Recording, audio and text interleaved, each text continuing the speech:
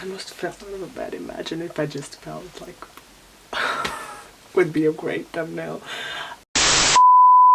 Hi guys, so today I'm experimenting a new setup background thing.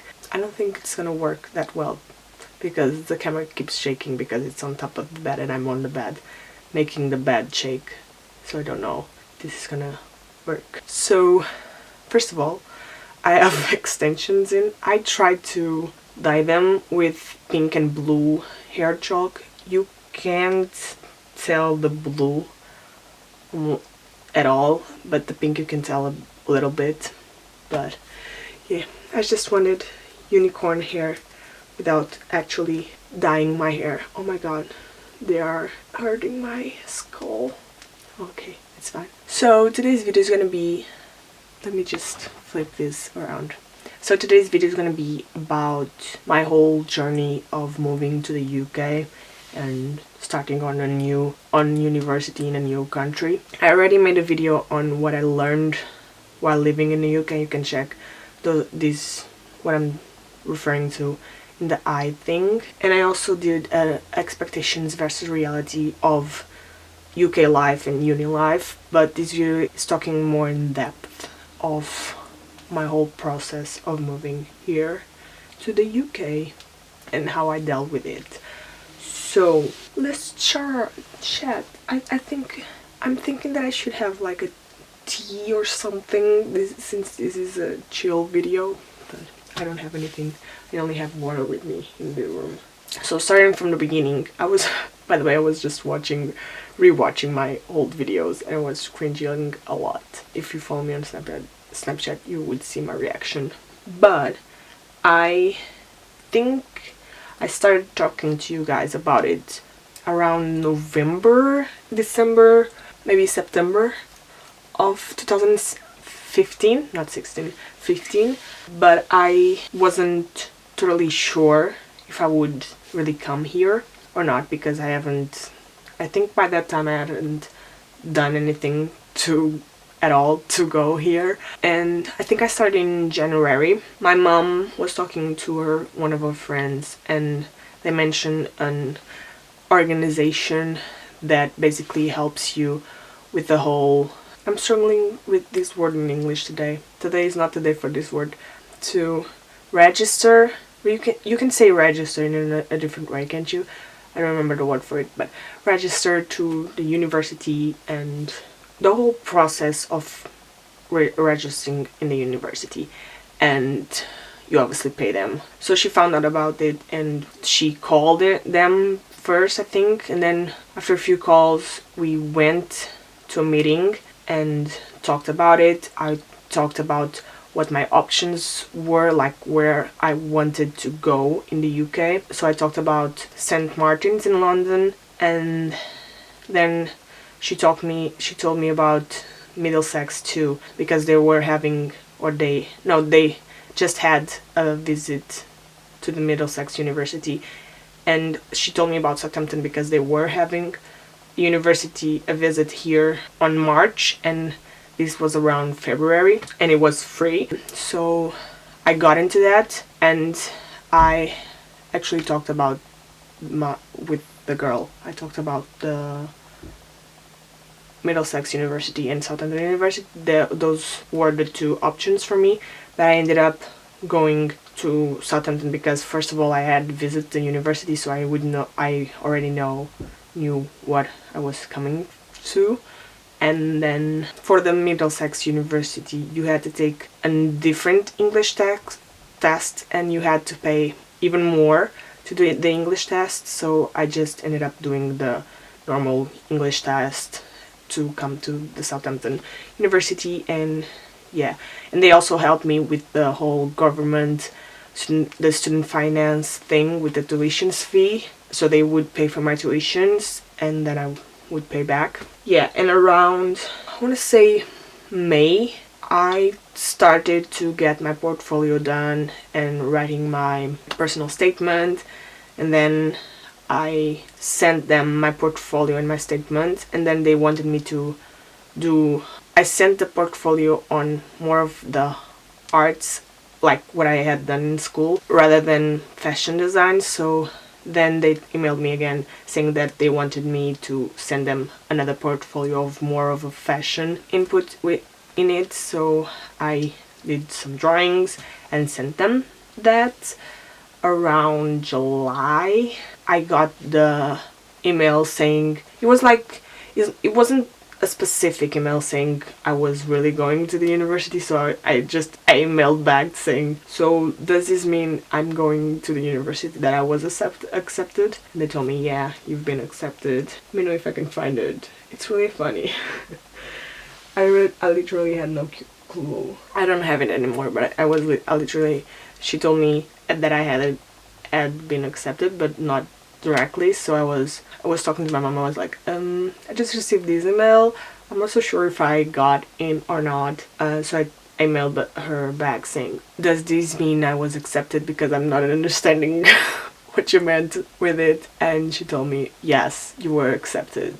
I'm like busting of joy. So I started getting ready to come here. I was like, do I have to have a passport? But then I figured out, no, they are in the European Union, so I don't need a passport.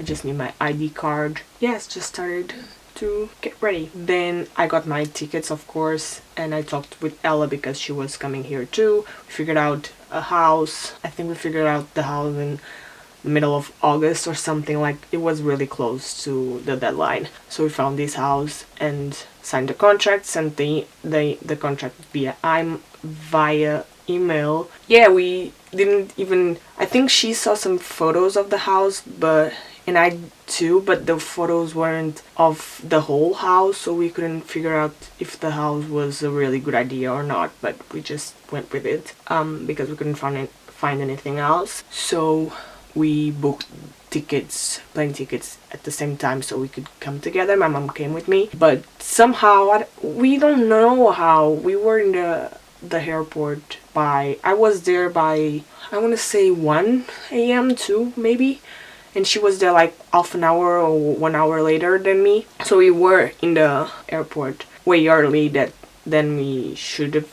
been there. So I don't know what happened, but we ended up missing the airplane, and so we had to come back and go to the airline desk and said what happened, and we ended up having to buy another ticket to come here. She ended up coming in the same day. She made a video about it, so I'm gonna link it in the thing too and below, explaining her side of the story. And I ended up coming on the same plane but the day after with my mom. We were way early in that plane. We did everything way earlier, and the plane actually was late, so yeah. Then we got here, and then I think we came on a Saturday or Sunday. That week after was Freshers Week, so we had like introductions, lectures, and things just for the class to get to know each other and the teachers. I didn't talk that much during that week or that year. I didn't talk at all. But I got through the year, as you can see, because I'm now in the second year. But it was, at first, I forgot a crucial point. The day we arrived here, my mom and I, we went out shopping because we didn't even have sheets for the bed. So we went shopping and grocery shopping and everything. And then when we came back and got into bed, me and my mom were about to sleep. And I started having a panic attack or anxiety attack because I was bubbling all the emotions of coming here and the stress of losing the first plane and everything. So I just started crying, and I was crying and saying, I finally did it.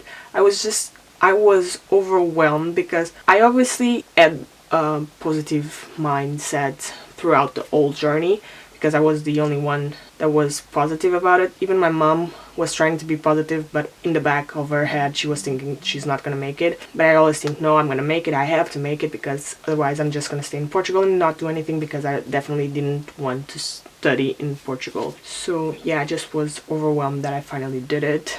coming to a different country to where you don't know anyone else. I was lucky because I got to know Ella in a visit to university, but I didn't knew anyone in my class. That is really difficult because you're coming to a different country that you don't know anything about. You know something about it, but you don't know. You know things from like reality shows and TV shows. You don't know what happens in reality, if I make any sense. And also coming to uni, I didn't know what uni was about. I only knew from movies and stuff. So that was definitely overwhelming. But the first year, me adapting wasn't that bad. I was hesitant about going to Portugal the whole summer because I didn't knew if I was able to come back. I knew I thought to myself that I had to come back, and that ended up not being a problem at all. But now that I went to Portugal to Christmas and New Year's Eve, I didn't want to come back at all. As I said in my I might quit uni video, I was really disappointed with my uni course. I was in a really dark place at the time, so I didn't want to come at all.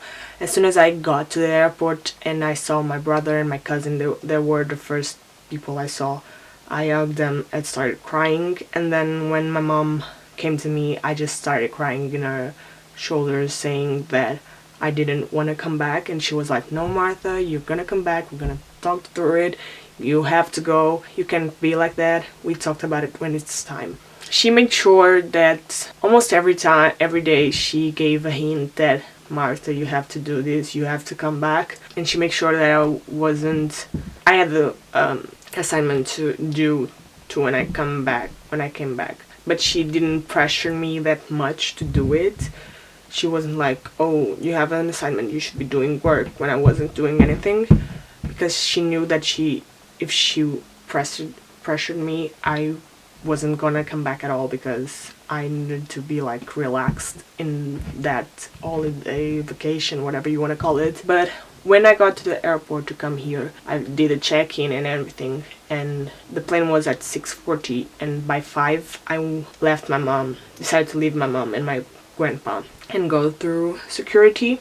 So I just said goodbye to my grandpa, fine, and then my mom did the whole kissing thing ritual that she does. She gives me a kiss in each eye, in the forehead, in each ear, in each cheek, the nose, the mouth, the chin, and the neck, which I hate. But yeah, she does that ritual. And then I was like containing my tears, and then she had the worst idea of all, of saying, "You're gonna be fine, you have to go." And I just started crying. So thanks, Mom. But yeah, I just started crying and I said, "Please don't do that, I have to go now, bye." And I just walked off because if I stayed there crying, I don't know if I would make the plane at all. And so I went through the security part, and while I was walking there, you have a part that you have to go down in the staircase. So as I was going down, I was like, "Martha, as soon as you reach the bottom of this staircase, you have to stop crying, because you have to. You're not gonna go through security crying because everyone is gonna think you're crazy." So I did that. I stopped crying and went to security, and I was fine. Then it was a whole stress about the plane because the plane was delayed. We were inside the plane already, and they told us we were delayed 55 minutes, an hour basically, but they said 55 minutes. So we got here an hour later, and then I had to catch a train and change in Barnum. And then when I was waiting for the train, they cancelled the train to Southampton, so I had to catch another train to Fratton and then catch the train to Southampton. So I ended up arriving in Southampton. I was supposed to arrive at 2 at least, and I arrived at 3:05 p.m. and my assignment had to be ended in at 3 p.m. So in the middle of this, I emailed my lecturer saying what was happening, and he managed to tell the people to wait for me because I was late and I couldn't make it in time. So as soon as I got to the train station, I just ran with my two my two, I was going to say staircase, carry-on bags, and I just ran, like walked really fast because I couldn't run at all to uni, and it was raining, which just added to the impossible mission that I had. I had to go through a really high hill with the bags, and I was struggling so bad. As soon as I got to the top, you have to go to the lights, the stop lights, and they were red for the people to cross the road. So I was like, oh my god, thank god. I think I never been so happy about seeing a red light. But yeah, I ran and I made it, and as soon as I ended in and everybody left, I stood in the classroom crying because I was just like, oh my god, I haven't slept in more than 24 hours. I haven't eaten in more than 14 hours maybe. Yeah, I'm just so tired. I have to. And I just cried, and then I called my mom and cried even more, and then I went to the library and printed one page that I was missing and got back to class, and then I had a feedback session with the lecturer about a previous assignment, and then I came home and had dinner, which was breakfast and lunch at the same time at 6 something p.m. and then I just laid in bed in my PJs ready to sleep, but I wanted to FaceTime my mom, and she only left work at 8 p.m. so I had to wait until 8 p.m. and when it was like 7:45 or 7:50 p.m. I was struggling so badly to keep my eyes open, but I was like, no, Martha, just 10 more minutes and you'll be fine. So I talked to her in the via FaceTime, and then I ended up falling asleep. I was so stupid. If you follow me on Snapchat, you would know about this. I woke up 2 hours later. It was like 10 something p.m. But I was thinking that it was like, oh my god, it's 4 a.m. I looked to my phone and it was 10 p.m. and I was like, are you dumb? Are you dumb, Martha? You just slept for 2 hours when you should have slept for at least 8 hours. Then I went on my computer and watched YouTube videos until 4 a.m. when I finally fell asleep. But yeah, coming to uni was a great experience overall. If I was back in Portugal, I wasn't having the experiences I am having here, and I probably wouldn't have that much opportunities when I finish the course as I hope I will have. But yeah, that was my journey in uni until now. If you want me to talk about a specific subject about this whole journey to uni, let me know in the comments below. Or if you want me to talk about a certain experience that I went through in my life, I can do a video about it. I'm thinking of any experience I can talk about, but I don't know. I already did a video on losing my dad, did a video on I might quit uni, and now I did a video on my whole uni journey. I don't know if I have anything else to talk about, but if you want me to talk about something specific, let me know in the comments below. And yeah, so I hope you enjoyed the video. If you did, let me know by giving it a thumbs up and subscribe to my channel and click the bell thing, and I'll see you on my next video. Bye! No, I don't wanna go too fast, no, 'cause nothing really lasts.